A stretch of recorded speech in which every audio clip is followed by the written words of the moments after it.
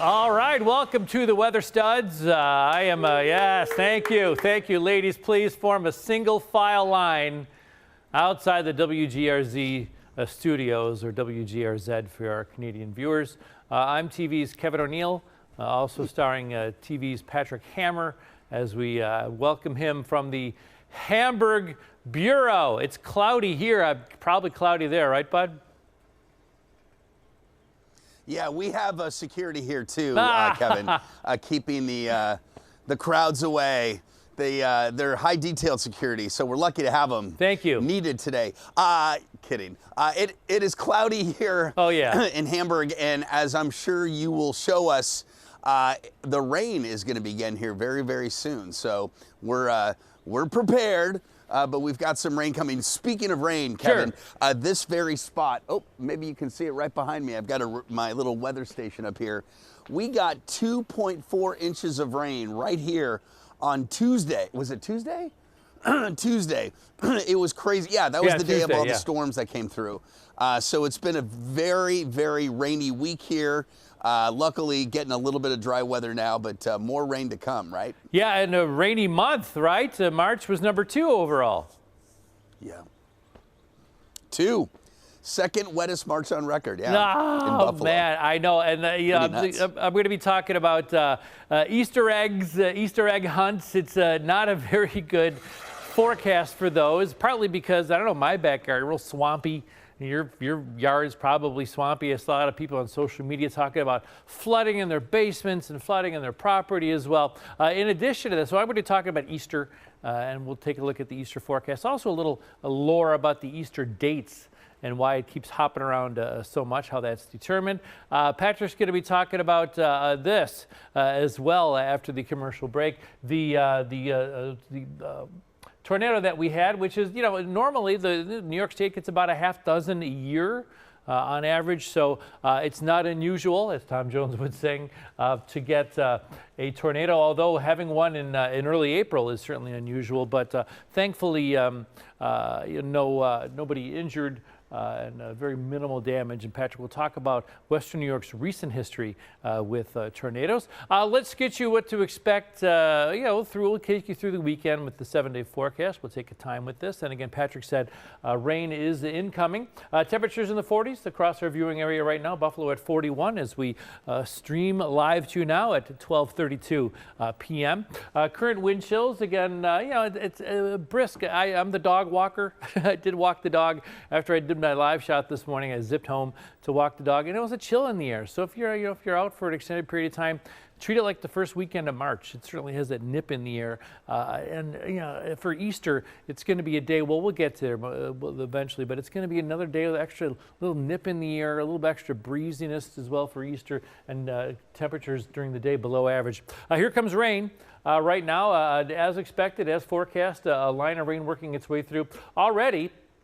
Through Chautauqua County. Ellicottville, you're getting your rain now. Buffalo, any minute now.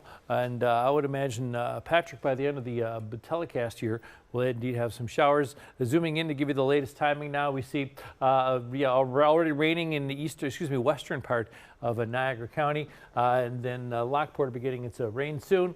Amherst, rain forthcoming for you. Again, it's the haves and the have-nots, with the western portion of our viewership already getting rain. Evans Evans are raining right there in Hamburg. I would imagine within a few minutes you'll be getting your first drops down there. And of course, more of the eastern part of our viewership. I always say the oxymoron, eastern western New York. So you'll be the last to receive rain within our viewing area, with a Countersport and Ulysses, PA, eventually getting some showers out of this too. We're all getting some drops. It's not going to last long. It's not going to be a rainy day.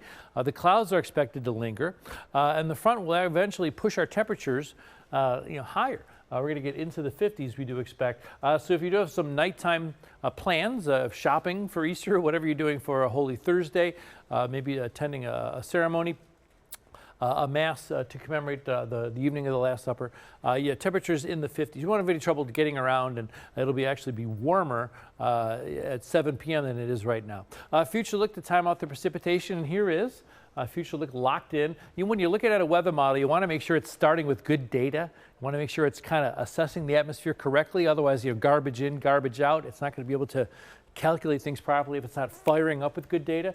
And you see Future Look, as usual, locked in, showing the showers where they are and what we expect for them. Again, notice the southern air bringing in warmer than average temperatures. For your Friday, again, off to, I'll be at the Broadway Market tomorrow. Then I know it's a very popular destination for people to work their way into the city. You may encounter a few drops. Of course, people have work tomorrow, a few drops for the morning commute. I know a lot of the kids are off school as well. So I think it's going to be like an okay day. The temperatures will be above average with some showers around, especially in the morning. If you live by the NYPA line, Future Look is projecting some showers more towards the, the evening drive, 5, 6 p.m. or so. For your Saturday, generally speaking, for your weekend, your Saturday plans are better off earlier in the day. Meanwhile, your Sunday plans will be better off a little later in the day, okay? There's a 24-hour window in there where showers will be around, I would say, shower chances Saturday noon to like Sunday noon, okay? But a pretty good timing for what the rainiest part of the weekend is. Again, Saturday, again, a lot of dry time. We do have more showers working their way in towards Saturday evening and Saturday night, and then clearing out in time, it looks like, for most of Sunday. Though it is a cold front, it's going to drop our temperatures as well. So warm again for our Saturday, and then a front working its way through for bringing in colder temperatures for our Sunday. Again, the Sunday Easter dress, the kids may have their cutest things on for church or for brunch or whatnot, but you're going to want to have a jacket over that Easter dress, okay? Projected high temperatures. Now, your app is going to lie to you. I wish I had my phone. I bet you anything. I'll do it right now. We got time. Where's my phone? Gosh darn it. Oh, it's over here. Okay, this is worth it. I'm going to look right now live what the Apple app says our high is for Sunday. Bear with me for a second. Okay, the app says that the high Sunday is 58. I think that's going to be the temperature at midnight, okay? You know what I mean? Like the front's going to move through and drop. It will be at 58. Temperatures are going to fall through the 50s as you sleep. I think the balance of our Sunday, anticipate temperatures in the 40s on Sunday, okay? And we're going to stay with below average temperatures. The kids are off school. I want to give them more warmth and sunshine. It's April, and we are going to get there, okay? We are going to bounce back to where we should be in April. But yeah, we're going to have to deal with an Easter, a Dingus Day, and a Tuesday with well below average temperatures, high of 38, for goodness sakes. Humidity, not a factor when you're talking about these temperatures, certainly. So again, today, we do have some showers working their way through. Mostly cloudy. We're actually going to warm, and we're going to get this high temperature, later, towards sunset or so. Again, a high down to 54 overnight. Sunset at 7:43. For your overnight, a couple showers around and lingering for your Friday. Temperatures in the 50s. So for your Friday, again, we're going to make it up to 71. A pretty decent day, but we'll get some showers around in the morning. There could be a good deal amount of cloud cover. And Saturday, again, not a rainy day. I think you're better off in the morning for your outdoor plans. If you're trying to do an Easter egg hunt or something like that, again, it's going to be pretty soggy again with all the second rainiest March of all time. But your Saturday plans are better off earlier in the day. And if you have Easter plans, I think we're liable to improve a little bit with sky complexion and later on in the day. So again, 73 is the high on Saturday. Much of our Sunday, we're going to have temperatures, I believe, in the 40s for most of our Sunday. Okay. So again, for our Dingus Day, if you're not familiar with Dingus Day, the best way to describe it is, okay, you know how before Ash Wednesday there's Mardi Gras? Let's all be crazy and have a great time, and then we're going to be good Christians as we begin Lent. Well, Dingus Day is the other bookend. It's a Polish-American celebration in Buffalo, and also Chicago does it, anywhere where you got a lot of Polish people. So Dingus Day is a popular holiday around here. If you want to celebrate Dingus Day and you want to blend in, just wear red and have a beer. You'll be fine. Okay, so for Dingus Day, we have a parade too in Buffalo, the traditional Polish neighborhood, Buffalo's east side. I think it'll be dry and temperatures in the 40s, okay? Not as warm as we would like, but perfectly doable for the hardy Western New Yorkers. Long range, again, I talked about the kids having off next week, and I'm looking to do stuff with my kid outside as much as we can. And we're going to have to be a little patient because Monday and Tuesday are going to be below average in the temperature department. At least we make it to 50 with partly cloudy skies and around 60 with partly cloudy skies as we work towards April 8th and April 9th. So the kids will have some outdoor time for that Easter break, although Monday and Tuesday will be a lot chillier than we like. So again, I'm going to talk about the Easter date, why it moves around a little bit, and also Patrick's going to talk about Western New York's tornado history, especially recently, after the break. And there's the umbrella! Is it raining there now, buddy? It just started, but I think what's something that's very interesting that you brought up, yes, my app for Hamburg, the Sunday forecast high, 57 degrees, lies, all lies. Now, things can always change. You're absolutely right. But as of now, I do think the temperatures will be in the 50s overnight while the Easter Bunny is doing his thing. Yes. Patrick will be talking more about... I think you're right. This, by the way... Go ahead, buddy. It's going to be a lot colder Easter Sunday. I was just going to say, this lawn will have an Easter Bunny visit on Saturday night. It will be loaded with eggs Sunday morning, probably waiting during a 50 or a 43 degree temperature. And by the way, it is the soggiest lawn you've ever seen with all the rain we've had here recently. We are not too terribly far from a tornado, by the way. A tornado moved through here. We'll talk about it in just a second. 2 streets over a couple years ago. So there's a tornado history here, and we're going to talk about the recent one coming up next, Kevin.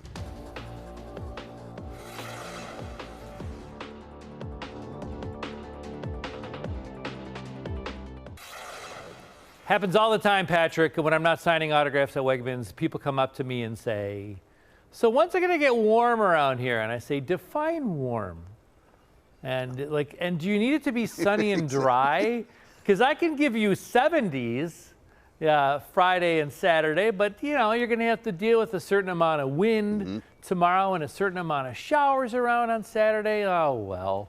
But at least we have no hail, and thankfully, we're not looking for any tornadoes, for goodness sakes. It was a very eventful day, and the weather impact alert that you issued on Monday for Tuesday was very well deserved.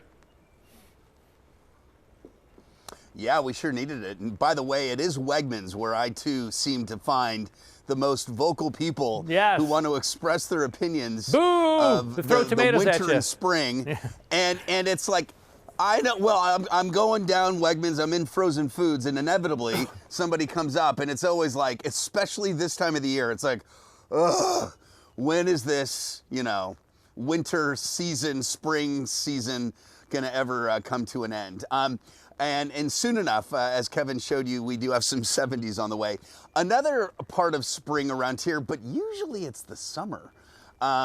We can get severe weather here, and we can get tornadoes here. In fact, there is a history of Western New York tornadoes. One back in 2017, I'm sure you all remember that one. That was the one that formed near the Erie County Fairgrounds, which is right over there. It crossed Clark Street and then traveled right down the road here, Best Street, which is like 150 yards that way. And then it crossed the 219, and then it kind of bounced around all the way out as far east as like Angelica, if I recall. That happened in July. This tornado, though, that we're talking about from Tuesday happened in the spring. That can happen, but severe weather or tornadic weather usually is associated with warmer temperatures, summer type situations. So I want to quickly show you here the location of the tornado that did occur on Tuesday. It was rated by the good folks at the National Weather Service, who did issue a warning for this storm on Tuesday. It was at about 3:45-ish or so. Anyway, rotation was seen, and a tornado did in fact occur because the Weather Service folks did a survey. They went to this location, which is just to the southwest of Machias, and that storm traveled for about 1.5 miles. Its maximum width was 150 yards, and it was at about 107 mile an hour speed, which is enough to do damage to property and life potentially. I know it's an EF1. EF1s can be dangerous and deadly too. I'm just thankful this storm did not occur a few miles up the road in a more populated area like Machias Slime Lake, and then that would have been a whole different story.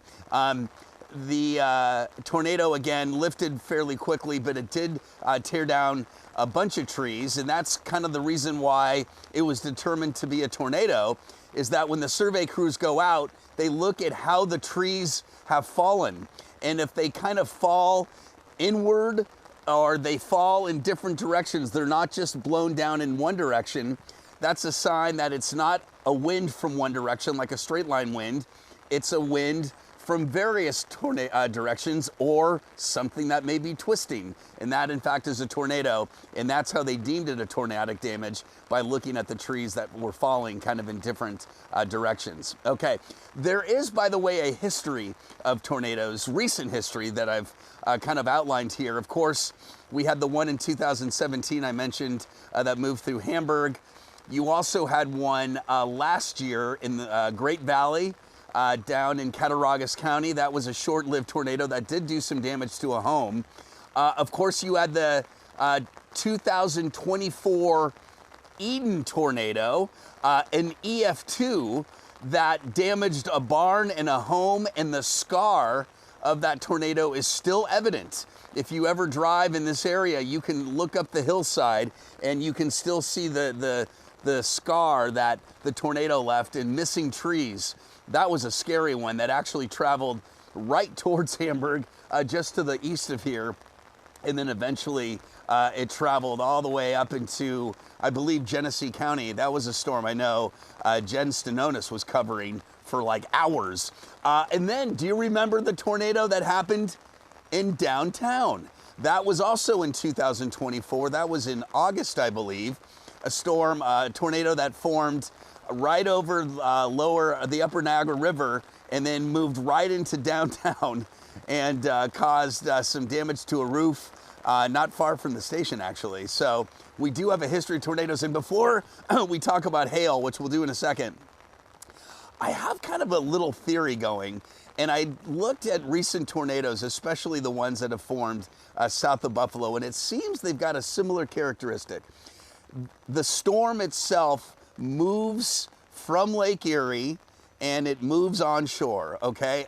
An existing storm that interacts with what we call a lake breeze boundary. That's basically a push of air off the lake that has different characteristics than the air it's rushing into over land, okay? In the summertime, you often hear us mention lake breeze thunderstorms that form near Springville and near Perrysburg and Gowanda, and then they shoot off into the southern tier.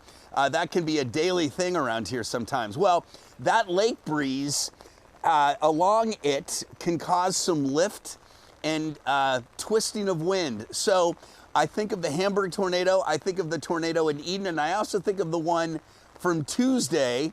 An existing storm runs into that boundary and it begins to spin and you get a tornado. It just seems interesting that a lot of these tornadoes or severe storms form, you know, anywhere between 2 and maybe 10 miles inland of Lake Erie. Anyway, just a thought. It makes sense. Not a proven theory, but it just meteorologically kind of makes sense. Yeah, doesn't it make sense? It's all about it's all about convergence. You know what I mean? And they get wind rushing, air rushing in from different directions, and it makes sense. It's going to eventually create a little bit of spin. Yep. Anything that can get the air to rise, which is converging winds, can cause thunderstorms to grow quickly and then possibly become severe. All right, the other thing that we had with this storm a couple of days ago was hail. You heard about the hail damage in Gowanda. You heard about the hail in Collins, up to 1.5 inches in diameter, which is golf ball size hail. Well, some people, you may wonder, okay, how does hail form? Well, here's kind of a little screen or a little sample of what it looks like. You have a thunderstorm where the top of the thunderstorm is above the freezing layer, or below the freezing layer rather, and then below it's above. So you've got a temperature below 32 up top and above 32 down below. Well, a raindrop is forced upwards by an updraft. That's an area of wind that's rising up the storm. That raindrop goes above the 32 line, and it now freezes, and it turns into like a little ice crystal or a little piece of ice. It then gets a little heavier. It falls back down, remelts. A little layer of water forms around that ice. The updraft lifts it back up, and it refreezes. Melts, refreezes, melts, refreezes. And eventually, when it becomes heavy enough, it falls to the ground as a hailstone. And sometimes these hailstones can be quite big. This one, most of the hail the other day was marble size, but we did have some golf ball size hail, Kevin. And in Gowanda, man, they had damage to sidings of homes, obviously to cars. And it was pretty terrible.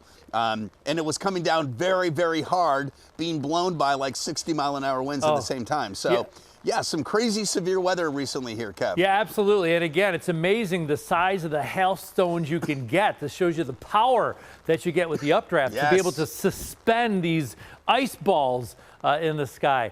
Coming up next after the break, a little explainer as to how the Easter date is determined.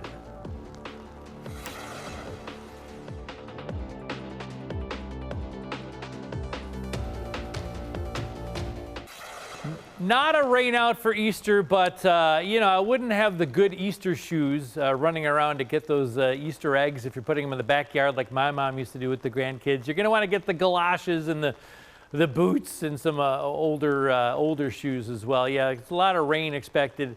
It's especially Saturday evening. It's pretty good timing. It looks like Saturday night for the rain. Easter, little explainer. For how the Easter date is determined. So Easter is the Sunday after the first full moon of spring. The full moon was last night. We couldn't see it because of the clouds. By the way, the April nickname for the full moon is the pink moon. So the Sunday after the first full moon of spring, will be Easter. The range of possible Easter dates, it could be as early as March 22nd, which I don't like. I don't like March Easters, no offense. And then it could be as late as April 25th, which is pretty amazing. The next 3 Easter dates, next year we have a March Easter, we'll like it or not, and then it goes back to mid-April where it should be. When I'm Pope, by the way, Patrick, when I'm Pope, which is unlikely, Easter will be the second Sunday in April every day. By the way, Lauren Hall's birthday, April Fool's Day, will be Easter 3 years from now. How about that? And maybe baby Josh Allen. That is very, and by the way, there we go. Yeah. By the way, Kevin, isn't it true that like either the 23rd of March or the 25th of April is extremely rare, and in some cases you have to wait years and years and years before that date actually has an Easter on it? There are 2 dates that are the most popular. One I remember, March 31st is among the most popular dates mathematically. Have a good day, everybody. Another one.